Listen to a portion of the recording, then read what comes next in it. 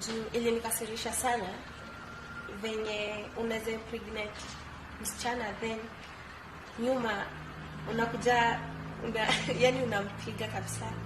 Tena kukiendelea hivyo unaona kama kweli utajulikana, unakuja unatafuta chokora. Jumi kwangu hiyo naweza mita tu chokora, akuja ambia na stories za uongo. Hiyo ndio niliumiza roho kabisa. Yeah.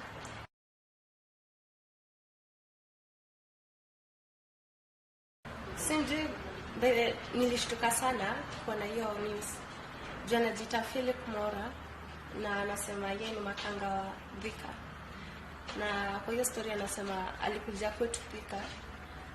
Yet I don't live in Thika, na simjui na sijawahi muona.